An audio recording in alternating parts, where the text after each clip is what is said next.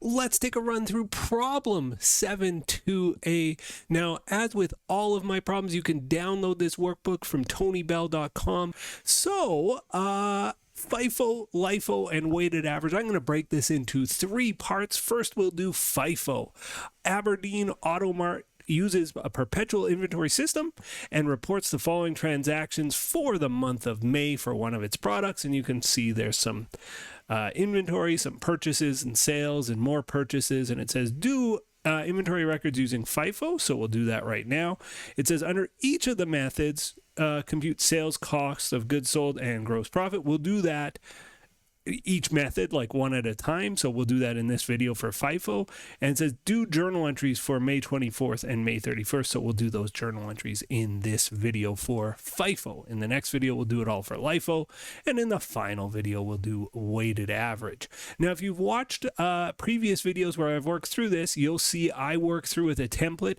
If you're not provided a template, though, you can make your own very easily to sort of track inventory as it moves through the system, FIFO, LIFO, or weighted average. And even if you're not told to do this, I think it's a good idea. It'll help you solve your problems. So let's get down to business. Now, the left-hand most column is just for the date.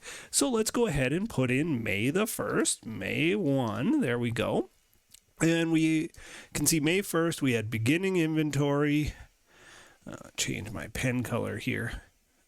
Beginning inventory of 20 units at a cost of $3 a unit. So 20 units, the cost was $3 a unit. That means we had $60 worth of inventory. 20 times 3 is 60.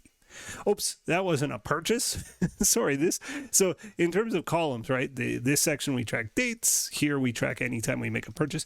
In this third column, this is when people screw up. We track our cost of goods sold, not our sales revenue, but our cost of goods sold, and we'll discuss that when we get there. And the final column is a running tally of what we have in inventory, and that's where we start. We had 20 units. The cost was $3 each. 20 times 3 is 60. All right, let's draw a line underneath and we can move on to the next step. So the next step, on May the 5th, we make a purchase. So May 5th, May 5th, we purchase 5 at $3.25 a piece. So this does indeed go in the purchases section. And 5 times 3.25 is $16.25. Did we make any sales on May 5th? Nope.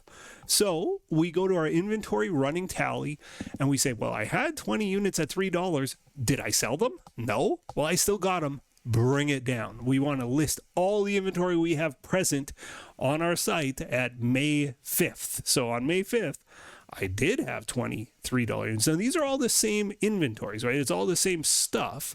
And I've added to it 5 at 3.25. And 5 times 3.25 is 16.25. So this is all the stuff I have. I have 25 units in total. I have 20 of the older $3 units, and I have 5 of the newer $3.25 units. And we're on to the next. So draw a line underneath, and we'll go on to May the 13th. On May the 13th, we make a sale. We sell 22 units. That's almost all the units we had.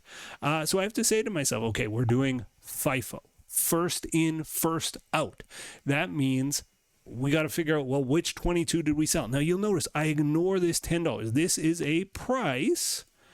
And so my sales revenue on this day is 22 times 10. It's $220 in sales rev.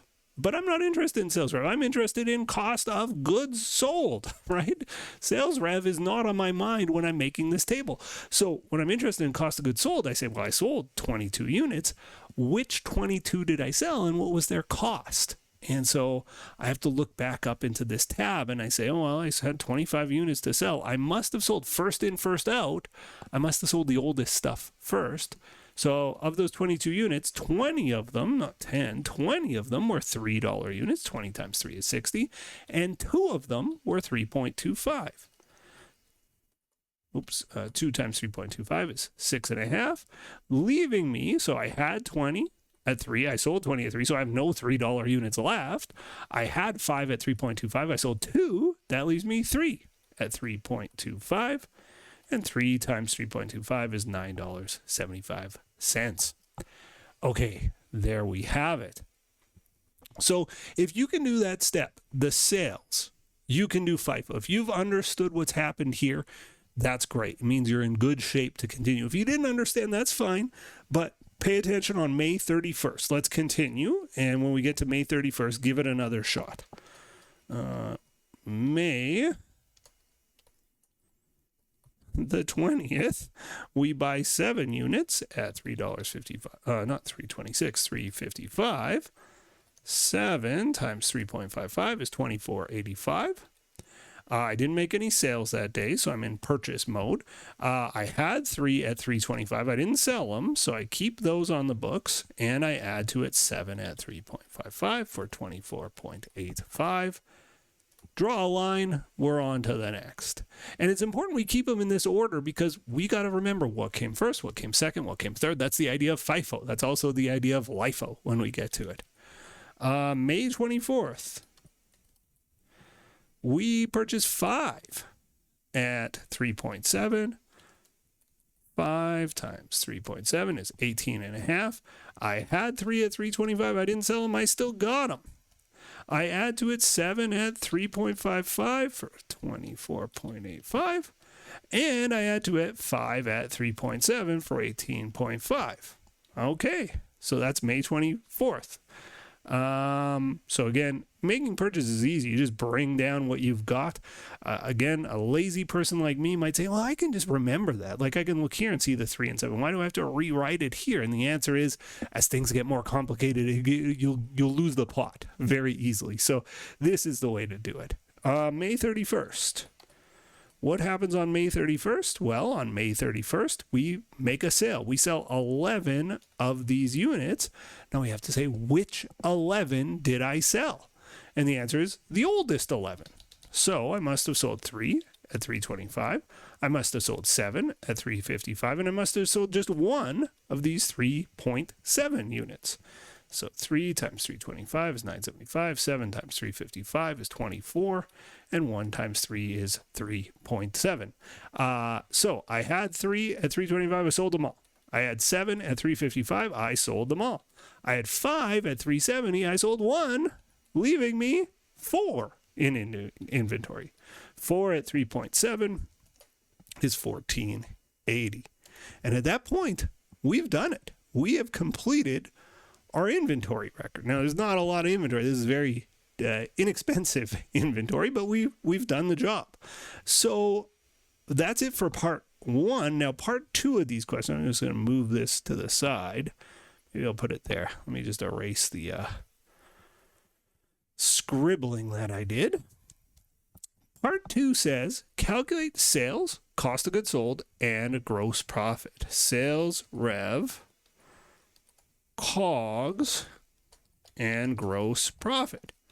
So what is our sales revenue here? Well, I sold 22 units at $10 per unit. That's $220 that I sold on May 13th. Now here, revenue, we are using these numbers from the table, right? I had said ignore them when you're doing cost of goods. Well, these are revenue numbers. So 22 times 10 is 220. I can see my head's blocking here. I'm trying to duck and dodge out of the way. 11 times 10 is 110. And there you have it. 11 times 10 is 110. 220 plus 110 is 330. That is our total revenue. So our sales revenue, 330. Our cost of goods sold is just everything in the cost of goods sold column added up. So on May 13th, it was $66. And on May 31st, it was, well, whatever this is, 24 plus 9 plus 3. Well, we can total it up. The grand total for cost of goods sold, $104. And sales minus COGS is gross profit. Now, you know me. I always like to say these things as a percentage. Let me just get rid of that entirely. Well, I can't get rid of those entirely. So to say them as a percentage, you just divide by the sales number. So you can see 330 divided by 330 is 1, and of course that converts to 100%. 104 divided by 330 is 31%, and 225 divided by 330 is 68%. The final thing this question asked for, and it could have asked us to do all the journal entries, but it specifically said, give me the journal entries that are required on May the 24th. So give me a journal entry for this one. Oh dear, what did I just do? I clicked over out of my Excel. That's what I did. Give me this journal entry and give me this journal entry, May the 31st. So let's do those two journal entries. Purchase journal entries are easy. On May 24th, we bought some inventory. So debit inventory and credit AP, right? Or credit cash if we bought it for cash. We don't know. I think a good assumption is we bought it on account. And what did we pay? $18.50. And you just took the number, I took the number from right here. That's the dollar value of the inventory I purchased. Now, what about May the 31st?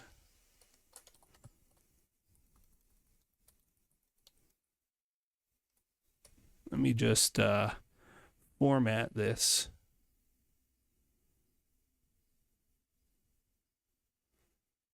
All right, that'll have to do. On May the 31st, what happens? Well, we make a sale. Let's assume the sale happened on account. We sold how many units? 11 units. And I remember the price was $10 a piece. So debit AR or cash, you know, it's not said here. In this credit to AP, we could also say or cash. And how much did we earn? Well, again, it was 11 units that we sold at $10 each. It was $110 in revenue, and you'll recall that number. And we credit sales rev for 110. We also have to debit cost of goods sold and credit inventory. And this amount is, well, what was my cost of goods sold on May 31st? And we get it from this table. 9 plus 24 plus 3, $38.30 is our debit to COGS and our credit to inventory. Let me zoom out just a touch. And there we have it. This is the entire thing that was asked for. Up here, this is our inventory record. Here's our sales, cost of goods sold, and gross profit, and this is the journal entry. Once more, if your professor does not give you this table, you should be able to make it by yourself in about 5 seconds. Like, here we go. If my professor didn't give me the table, I would just remember, okay, date, purchases, COGS, inventory. And then in our wider three, you just put QCT, quantity, cost, total, QCT, and you can make this table by yourself, right? You don't need to be provided some fancy Excel template. You can just do it and answer it all by hand. All right, I hope this video helped, and if it helped you, I always am hoping, I'm thirsty for those likes. Don't be shy about hitting the like button. If you really liked it, don't be shy about hitting the subscribe button. Thanks for watching. Part 2, we'll do LIFO. Stay tuned for that. The next video in our series is right up here, and if you want a supercut of all of the videos in this series, that's the one down below.